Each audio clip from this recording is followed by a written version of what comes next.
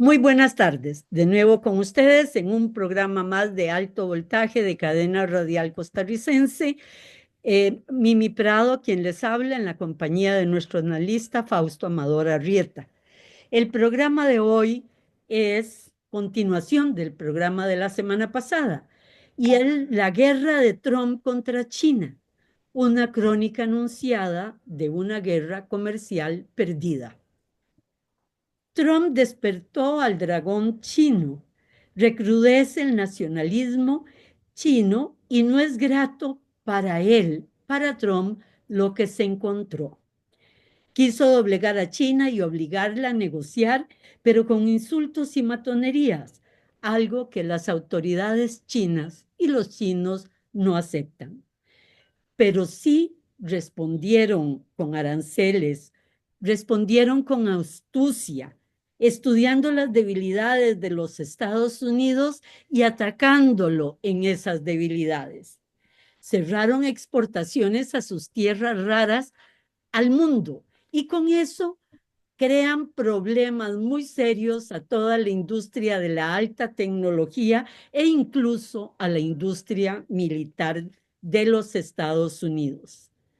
Atacan con muy altos aranceles a los productos alimentarios de Estados Unidos. Ahí está base importante de votantes de Trump, sobre todo que las elecciones para el Senado del medio periodo se acercan a mitad de año.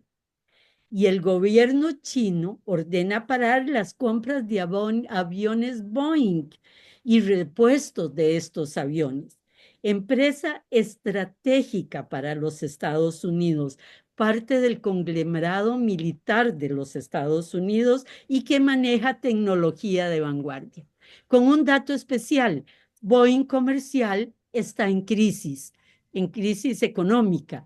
Y se va a ver totalmente afectada por la no compra de 134 aviones que ya estaban pedidos y los repuestos para todos los aviones que hay en China, pero aún más cuando vea que se interrumpe la compra de 8,000 aviones Boeing que tenía previsto China al año 40.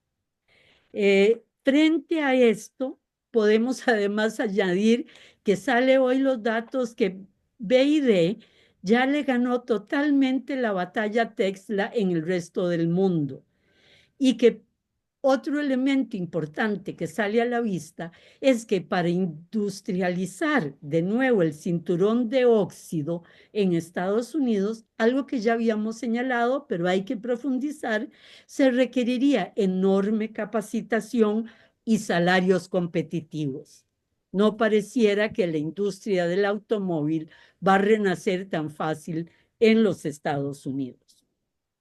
El dragón despertó y con un coletazo de su larga cola le enseña al mundo quién ganará esta guerra económica. Y China, además de su poderío industrial y de su poderío de innovación, cuenta con una población disciplinada, resiliente, con aguante para las crisis como posiblemente ninguna otra población en el mundo. Y además que respeta y cierra filas con su gobierno, una población sin división interna.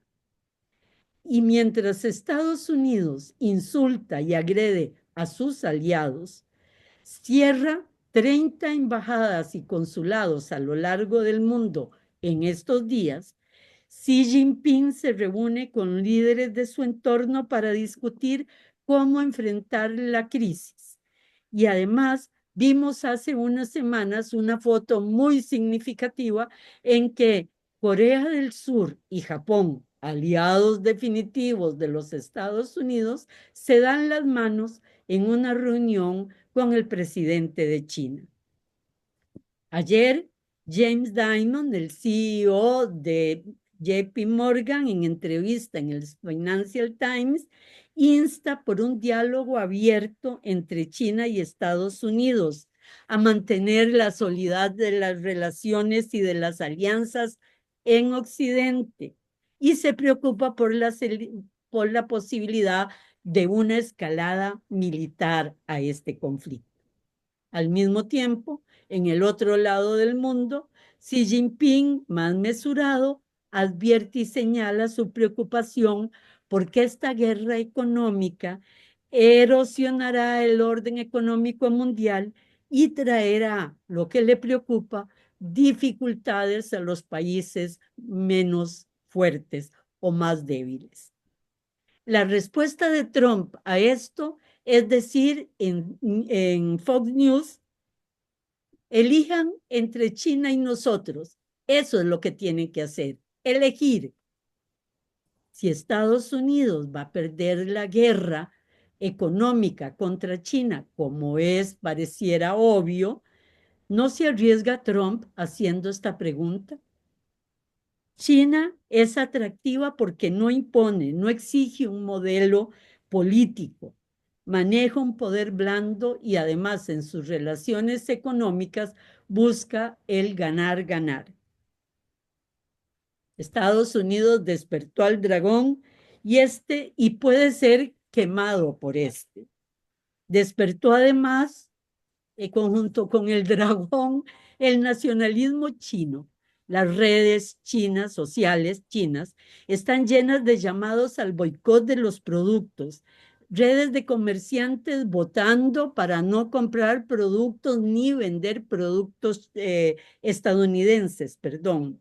Y en una región, esto es una anécdota, pero señala un poco a dónde va la población china. La Unión de Restaurantes acordó que si les llega un turista norteamericano a su restaurante, le van a imponer el 145% de impuestos a su consumo. Esto lo contrasto con las declaraciones de Trump, que dijo que Zelensky era un torpe porque había iniciado una guerra contra un país 20 veces más fuerte y más grande que él. No está despertando Trump a un país 4 veces más grande que él, con una economía muy fuerte, sin división en su población y está unida sólidamente con sus líderes en esta guerra. Muy buenas tardes, Fausto. Buenas tardes, Mimi. Yo solo quería hacer una observación a tu realmente brillante exposición de los aspectos de resiliencia diferenciados entre Estados Unidos y China. Y tiene que ver con que dijiste que a comienzos, a mediados de año va a haber elecciones. Va a haber elecciones de medio periodo a finales del año próximo. Perdón, sí, sí, sí. China en realidad era el verdadero objetivo de la guerra comercial iniciada por Trump. Siempre lo ha sido. No es ningún secreto llegar a esa conclusión. Es lo obvio. Y se sabía desde antes de que comenzara Trump esa absurda ofensiva tarifaria. Pero bueno, esto viene de un poquito más lejos. Desde la administración de Barack Obama, Estados Unidos había comprendido que el futuro de la preeminencia mundial norteamericana se jugaría en Asia y fundamentalmente contra China. Y fue precisamente Obama el primer presidente que comprendió la necesidad de iniciar precisamente en Asia una política astuta de alianzas comerciales que contrarrestara el crecimiento de la riqueza de China. Obama entendió que China se había convertido en el principal peligro para el sostenimiento de la hegemonía geopolítica de Estados Unidos en el mundo. Pero también entendió, y esto es bien importante, entendió que el espacio donde debía enfrentar a China era en Asia, no en Estados Unidos. Ni en América y Europa, como está haciendo Trump.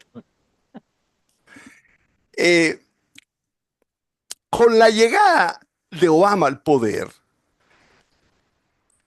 las cosas pudieron haber ido más rápido porque lo había entendido ya como senador, pero cuando llegó en 2009, llegó al poder en medio de la crisis económica global iniciada en el 2008 y no tuvo realmente mano libre para iniciar una política de contención de China, entre otras cosas, porque China fue la tabla de salvación del mundo en ese momento.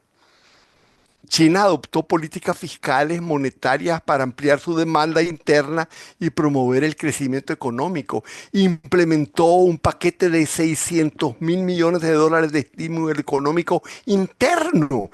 Y fue ese impulso de su demanda lo que ayudó a compensar la caída de la demanda de otros países. Y eso permitió revivir la confianza, ayudó a la recuperación de la economía mundial. De esa manera, Obama poco podía hacer en sus primeros años frente al crecimiento de China y muchísimo menos frente a la dependencia de Estados Unidos de la producción industrial de China y de la demanda de China de la que dependía más que nunca, más que jamás en su historia. Pero desde finales de su primer mandato, superada la crisis, Obama comenzó lo que él mismo llamó el giro hacia Asia, que se convertiría en la principal preocupación de política exterior de Estados Unidos. Pero bueno, la política de Obama para contener el crecimiento de la influencia de China fue muy diferente a la de Trump.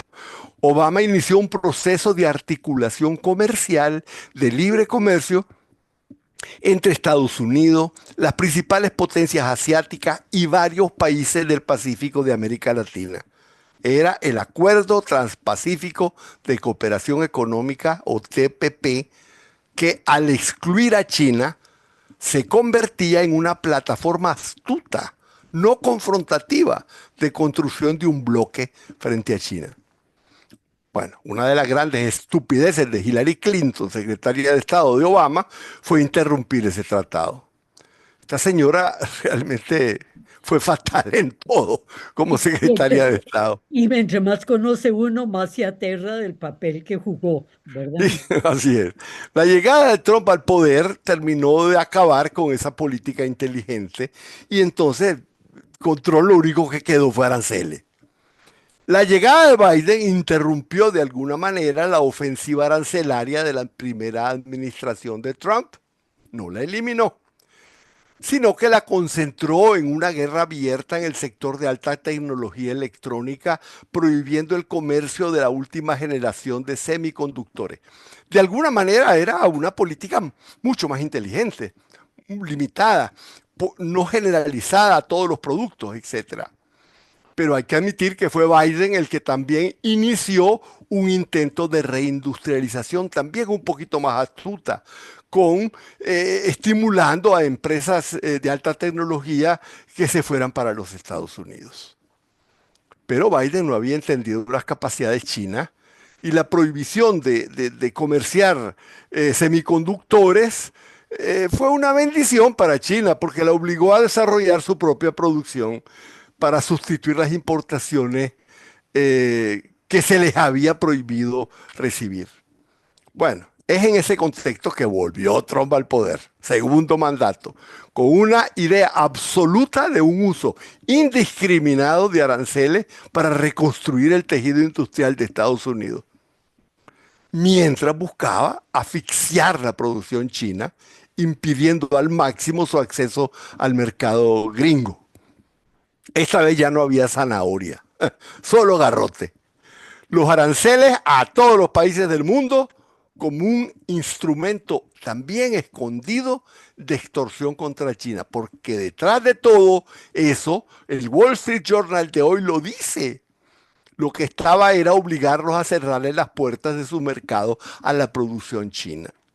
Hoy el Wall Street Journal saca un artículo en el que dice que probablemente la negociación va a ser, les doy 0 aranceles, pero ustedes le ponen a China los mismos aranceles que le estoy poniendo yo. O sea, Bueno, y así comenzó, pues el 3 de abril pasado su guerra contra todos los países del mundo, siguiendo las mismas tácticas extorsionistas a las que estamos acostumbrados, negociando, poniendo de rodillas con el que va a negociar para que así de rodillas haga negocios con él. Bueno, Trump lo puso de una forma brutal que se ha repetido con todas sus palabras y creo que no lo vamos a hacer nosotros. Dijo, vienen a besarme el trasero. La palabra fue más grosera que trasero, pero A besar, no la a, dije. be- a suplicar. Pero esto lo voy a repetir exacto como lo dijo. Dijo, vienen a decirme, por favor, señor, queremos negociar. Y con ese tono, Sí. burlesco, humillante, realmente brutal. En la lista de exigencias estaba que los países se comprometieran a nivelar la balanza con Estados Unidos, pero también estaba lo más importante debajo de la manga, pedirle que aumenten los aranceles a China. Y además que compren bonos de Estados Unidos. O sea, todo iba en un paquete con un lacito Sí, sí. de Eh, canela. Así es, así es. Esa estrategia no ha podido ser llevado a cabo porque, bueno, la forma torpe y brutal, generalizada, sin estrategia, provocó una debacle tal que Trump tuvo que retroceder. Ya explicamos la semana pasada, pero voy a repetirlo muy rápidamente, que las brutales aranceles del 3 de abril provocó una bestial carrera de ventas de activos bursátiles, indujo una caída del valor accionario de las principales empresas de Estados Unidos. En todas las bolsas del mundo, la inseguridad bursátil se convirtió en desconfianza y luego en desconfianza país y con el producto de las ventas de las acciones, cuyo valor se derrumbaba, los poseedores del cash recién conseguido no tuvieron confianza ni en mantenerlos en dólares ni en activos con respaldo al Tesoro de los Estados Unidos. El oro creció hasta cerca de $3.400. Buscaron entonces deshacerse de dólares y en vez de buscar refugio en bonos del Tesoro, comenzaron a escapar. Nadie quería eso. Eso se revirtió bastante cuando Trump hizo la tregua. Pero eso no quitó que había amenazado a todo el sistema económico, que había puesto en peligro a todos los tenedores de bono, incluyendo a a los pensionistas y a los futuros pensionistas de todos los Estados Unidos. Y además no logró que China se doblegara. Y entonces Trump, en el orgullo de tirano que lo caracteriza, pasó a intentar demostrarle al mundo que también podía obligar a China y que la iba a obligar a China a besarle eso. Como dijo que los demás países hacían cola por hacer. Para obligar a China elevó los aranceles a niveles insólitos. Bueno, hoy en la mañana leí que ya los tenía en 245%, algo así. Ya no significa absolutamente nada. Que Puede elevarlos para a... China es el 15% de su exportación, la que dirige a Estados Unidos. Ah, no los destroza con eso. Así es, quedó entonces Trump atrapado dentro de su agresión. Para salir parcialmente, desgrabó algunos productos chinos de alta tecnología, teléfonos, celulares, semiconductores, pero siguió con su guerra comercial, volviendo a esperar que China cediera. China dijo no voy a ceder y sacó en la televisión pública un video de Mao Zedong realizado en 1953 en medio de la guerra de Corea, cuando dijo que China jamás cedería frente al chantaje. ¿De qué chantaje hablaba Mao? No de aranceles.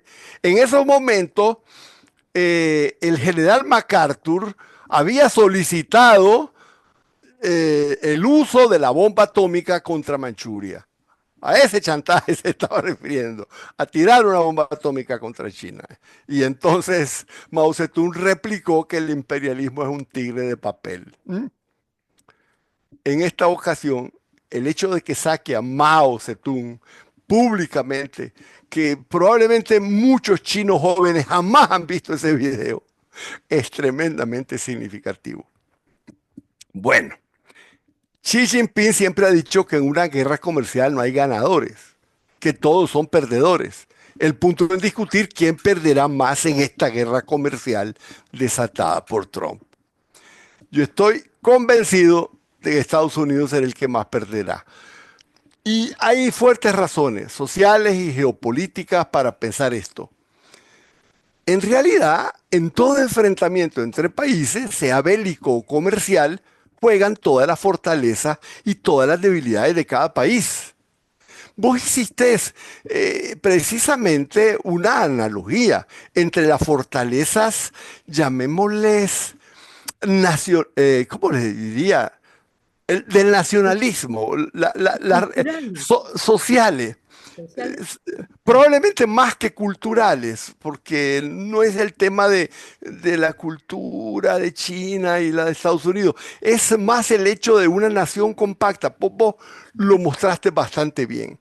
Yo voy a comenzar, también voy a ver eso en algún momento, pero voy a comenzar por analizar factores comerciales y económicos, comenzando por el diferencial de la consistencia productiva que hay entre ambos países.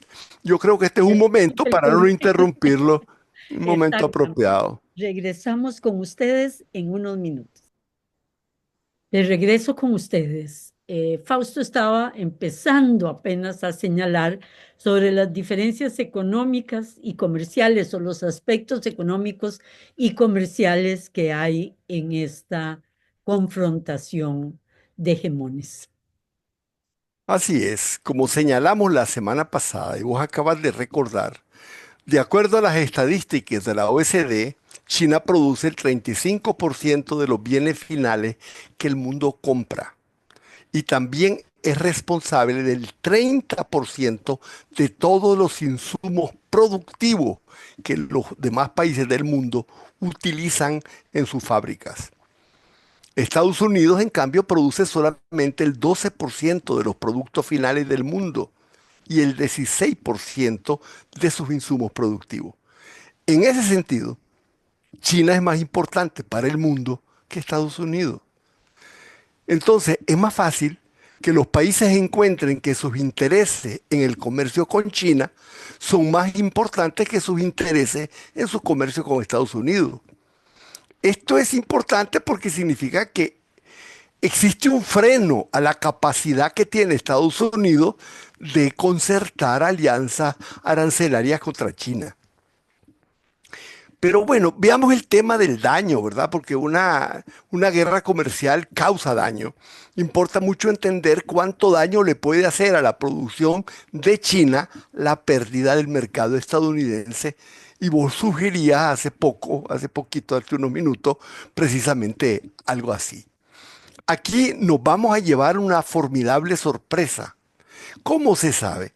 China es la mayor superpotencia manufacturera del mundo y consiguientemente la mayor potencia exportadora. Esa es la razón por la que muchos piensan que China es una economía increíblemente dependiente de las exportaciones.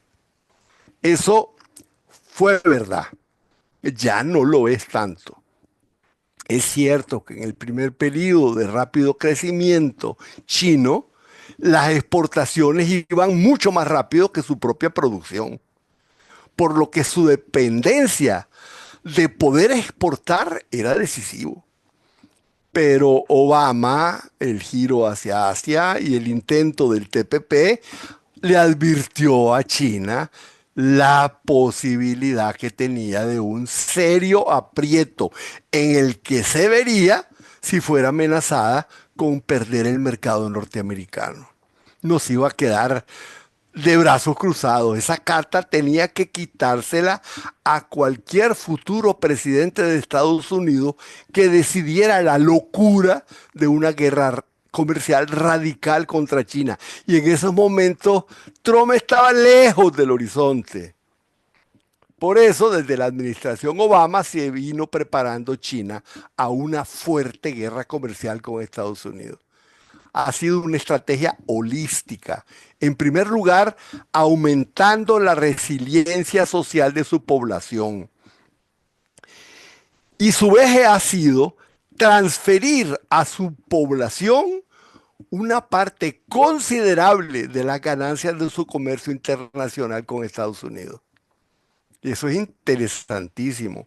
Fue así como paralelamente al crecimiento industrial y tecnológico, Xi Jinping desarrolló una política que él llamó circulación dual y que consiste en que la producción china debe circular más dentro de China que fuera de Mercado China. interno desarrollado, como el Eso ha, mercado gringo. eso ha transformado el cociente de globalización, es decir, la parte de la producción nacional que se vende en el extranjero. China encontró, y esto no se parece a lo de Estados Unidos, Mimi. China encontró el milagro económico que puede significar la lucha contra la pobreza. Claro. China aumentó la capacidad adquisitiva del mercado chino, extendió sus redes comerciales en todo su territorio, unificándolo con la más desarrollada red de ferrocarriles de alta velocidad del mundo e introduciendo a consumir a la población que antes era tan pobre que a duras penas lograba sobrevivir. Y fue así como propulsó, estimuló y hasta subvencionó las ventas internas. Poco a poco fue vendiendo más en China y de repente la producción china comenzó a crecer más rápido que las exportaciones, que también estaban creciendo, lo que significaba que una parte cada vez mayor de lo que producía se iba quedando en China y que las ventas dentro de China se fueron poco a poco volviendo relativamente más importantes en comparación con las ventas de exportación.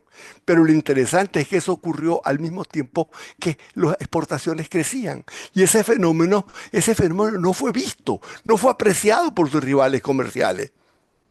Yo incluso recientemente he estado leyendo exactamente lo contrario, Sí, diciendo que exactamente. Pero analistas supuestamente serios, económicos, ¿verdad? Diciendo lo contrario. así es, Mimi. Mira, yo me fui directamente a la fuente y fuentes occidentales. Las estadísticas de 2021 de la OECD.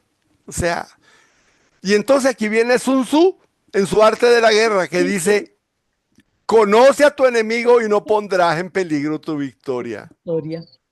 Todavía cree En Trump. batallas no conocerás la derrota. Exactamente, exactamente.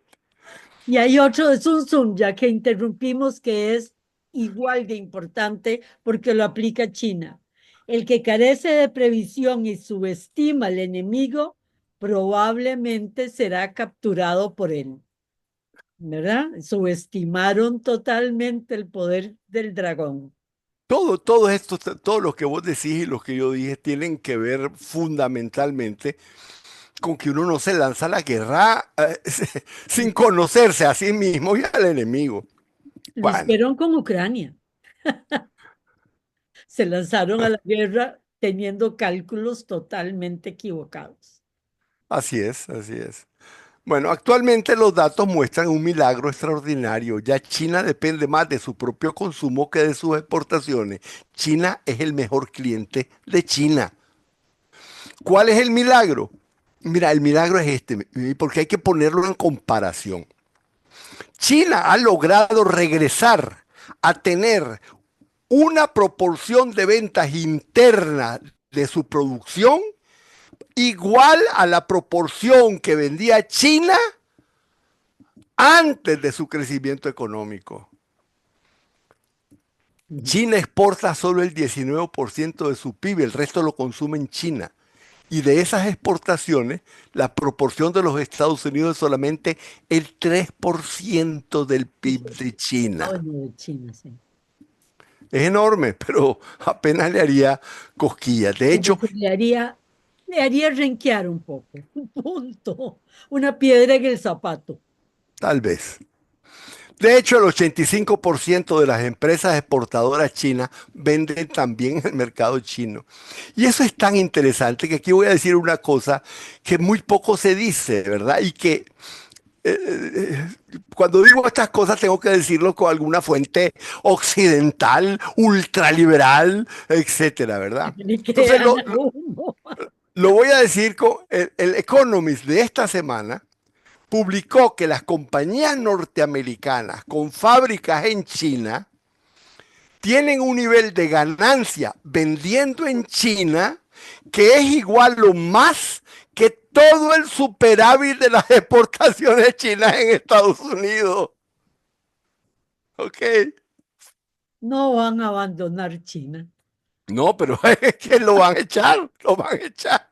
En 2024, dice el Economy, los ingresos de las empresas estadounidenses que cotizan en New York registran ventas en China equivalentes a la misma cantidad del superávit del comercio chino con Estados Unidos. Y Apple, Nike, Starbucks están en todas partes. En los primeros 3 meses de este año, Tesla vendió en China 2/5 partes de sus automóviles eléctricos. Y las operaciones comerciales dentro de China de las empresas estadounidenses son enormes y emplean en China a decenas de miles de trabajadores. Ahora, yo quiero decirte que estas empresas están siendo castigadas. O sea, cuando uno dice se tiró un tiro en el pie, es que realmente agarró, apuntó contra las empresas norteamericanas y disparó. Y las más importantes de ellas y las que tenían mejores ganancias, desde Apple a Boeing a las de belleza, lo que quieras, pero a las empresas más exitosas de Estados Unidos las está poniendo en riesgo. Bueno, además la dependencia china de Estados Unidos ha ido disminuyendo y sigue disminuyendo. Las exportaciones chinas a Estados Unidos pasaron del 20% en el 18 al 15 en el 24. Vos acabas de hablar de esa cifra. Mientras tanto, los envíos de China a los países BRICS pasaron del 38 al 49, es decir, casi la mitad de todas las exportaciones chinas se dirigen a los países hermanos del sur global. Eso tiene una importancia formidable, porque como dice Clausewitz, en todo tipo de guerra necesitas tener ventaja de escalamiento. De hecho, Obama no se metió en la guerra en Ucrania porque decía que ahí Rusia tenía superioridad de escalamiento. Pues en la guerra comercial con China, China tiene superioridad de escalamiento. Y esto dice, hay un artículo, nada menos que en el Foreign Affairs reciente, que dice, China tiene más ventaja de escalamiento que los Estados Unidos. Incluyendo porque maneja, estaba leyendo cash, muchísimo más que Estados Unidos, ¿verdad? O sea, dinero en efectivo para enfrentar la guerra como no lo tiene Estados Unidos. Mira, esa cosa que acabas de decir está precisamente dando en el grano, porque cuando se corta el comercio, China estaría renunciando a ventas, es decir, a dinero. Estados Unidos, en cambio, estaría renunciando a bienes y servicios que no produce ni tiene suplidor alternativo. El dinero es fungible. Si China pierde ingresos, los puede suplir porque además tiene enormes excedentes acumulados, inclusive bonos del tesoro. Sería además fácil ajustar su economía a la pérdida de venta. China no tendría escasez de productos y el dinero que ganaba de vender a Estados Unidos lo pondría de alguna forma a revivir en otras partes o por último privarse de él. En cambio, Estados Unidos pierde o hace más costoso el suministro de bienes indispensables que necesitan los hogares y la fábrica. Esas necesidades de bienes no son tan fáciles de compensar como el dinero. El impacto se hará sentir en industrias, empresas, territorios, hogares, en fin, familias que sufrirán escasez de artículos necesarios o que se volverán tremendamente caros. Por eso la economía de Estados Unidos va a sufrir más que la de China. Y en la medida en que Trump intensifique la guerra contra China, el sufrimiento se va a traducir en sufrimiento social, en descontento, Descontento. en pérdida de credibilidad en la capacidad de Trump de hacer Ayer me América. contaron que en Salt Lake City, Sanders, en una reunión, alquiló un estadio de 20.000 personas. Llegaron 30.000 que las metieron en el estadio y se quedaron afuera miles de miles que no pudieron entrar. O sea, que ya las protestas están adquiriendo canal de expresión. Sí, Sin comenzar.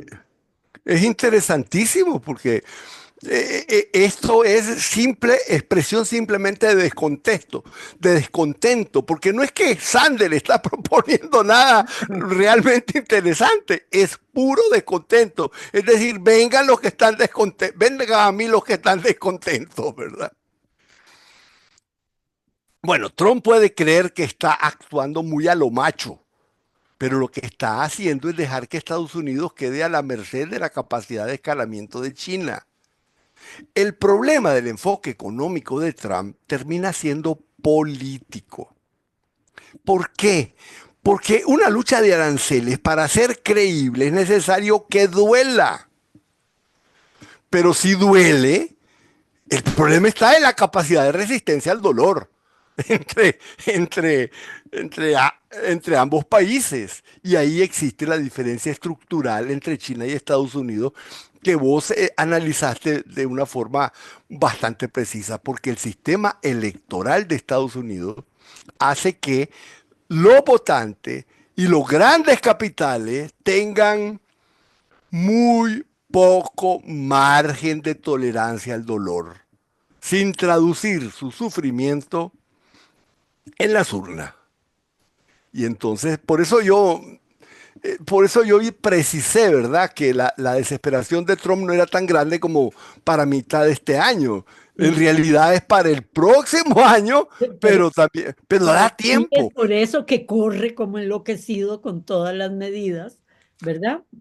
Sí, Porque, pero no corre tan enloquecido como si fuera este año. no, no, de acuerdo. Pero más bien, más interesante, por eso te lo dije, porque hay tiempo para que crezca el dolor. Porque si fuera este año, todavía hay un Ya, elemento. ya tiene un 60% descontento. Sí, sí, sí, pero Y no ha todavía hay comenzado el dolor, y no ha comenzado el dolor. Eso sí. No ha comenzado el dolor, eso es una cosa muy precisa, muy correcta. Ahora, Pero, ujú. ya que interrumpimos, o sea, en la línea que iba, hay otro punto en que China está sobre Estados Unidos, porque es una guerra financiera, es una guerra de aranceles, pero también es una guerra tecnológica. Y supuestamente el avance de Estados Unidos en tecnología es mayor que el de China, o su fortaleza, pongámoslo más bien. Pero resulta que de las 47 ítems que se utilizan para señalar el avance tecnológico, China está arriba en 37 de ellos, ¿verdad? Entonces, quiere decir que el avance chino en el tema tecnológico también empieza a ser, ¿verdad? Una fuerza en esta guerra. Así es, el problema que todavía existe en esto, la superioridad de Estados Unidos consiste en que sus avances tecnológicos puestos en el mercado, o sea, la traducción de mercado de sus avances tecnológicos es mayor que la que tiene China. Ese es el punto. Eh, y entonces se van a producir situaciones realmente caóticas, porque nadie invierte en el caos. Ya No, nadie va a confiar que Estados Unidos va a cumplir ningún trato. Y esa es una trampa, porque comenzada la guerra, ahora viene el problema. ¿Quién va a ceder? No parece que China esté en camino. es que ahí estuvo la trampa de Trump. Juró que con su matonismo y con sus aranceles iba a obligar a China a la negociación. Y no, no, ¿verdad? y bueno, y este es el punto de un mal jugador de póker, Exactamente. que cuando un mal jugador de póker siente que la partida no está suficientemente buena, y dice, ahí no, no apuesta, no apuesta. Incluso sin ver las cartas de su enemigo, no apuesta. Yo acabo de leer en el Facto Cotidiano un artículo de un tipo especialista en póker que, que dice al final, a mí no me gustaría jugar póker con Xi Jinping. Pero a mí no me gustaría menos jugar con Putin. Es decir, no sabría cuál de los dos vos podés jugar o no. Sí, sí, entonces la capacidad productiva, que era el primer propósito de la guerra comercial, en Estados Unidos tendría tendencia a disminuir en lugar de mejorar, a afectar los hogares, a disminuir el apoyo electoral de Trump, etcétera. En fin, la economía productiva de Estados Unidos es dependiente y esta guerra comercial simplemente no la puede ganar. Fue una imprudencia temeraria. Es decir, es una negociación en la que, para decirlo en términos de juego, Estados Unidos no lleva las mejores cartas. No entendió con quién está tratando. No solo en el término económico, sino en el término incluso psicológico. Y social. Y entonces, si se pone Trump a decir, yo soy muy macho, la diferencia es que si Xi Jinping no cede, es por razones estratégicas. Si Trump no cede, es por capricho. Hay un meme lindísimo en que está Trump, que siempre jugador de póker con las cartas, ¿verdad? Las tengo las cartas. Y Xi Jinping enfrente le dice, hechas en China. Cierto, muy cierto. Es que, ¿verdad? Yo quiero más o menos terminar hablando de cómo van a enfrentar los chinos. Li Qiang, el ministro de Relaciones Exteriores, dijo que la guerra comercial había creado un cambio en China y dijo, la demanda interna va a ser ya una estrategia de largo plazo. Esta guerra va para largo. Dos, se van a intensificar los esfuerzos de estabilización del empleo. Eso no es tan difícil porque solamente las exportaciones hacia Estados Unidos emplean entre 10 y 20 millones de trabajadores. Se promoverá el crecimiento del ingreso salarial. Se impulsará la demanda interna con un suministro de alta calidad. Se creará un mejor entorno de desarrollo de servicios estratégicos. Y por último, se está introduciendo el estudio obligatorio de la inteligencia artificial desde el primer grado de la escuela primaria para crear un modelo de aprendizaje profesor-alumno-máquina para universalizar a plazo cercano a que toda su población use, domine y aplique la inteligencia artificial. Entonces, se nota cómo se produce un contraste que mientras Estados Unidos lanzó una guerra arancelaria con total ausencia de política productiva, China aprovecha la guerra comercial para perfeccionar su política productiva. Entonces, el carácter reputacional y todo el resto de las cosas que vos hablaste muestra que no existe nación en el mundo que se pueda sentir segura en una alianza con un país que ya rompió sus tratados comerciales más firmes con México, con Canadá, y en fin, es un país que ha perdido la capacidad institucional de detener los desatinos. Y aquí voy a terminar diciendo que el artículo primero, sección 8 o cláusula 3 de la Constitución de los Estados Unidos dice, el Congreso tendrá el poder de regular el comercio con naciones extranjeras y entre los diferentes estados y con las tribus indias. Es decir, el Congreso, no el presidente. Y por eso cada tratado comercial que se hace es el Congreso el que decide si lo acepta o no lo acepta. Es la gran lucha. Ah, no. Eso no le ha impedido que Trump, por encima de todo, quite aranceles, etcétera, etcétera. Y esto es una gigantesca debilidad. Yo creo que aquí podemos concluir. Muchísimas gracias, Fausto.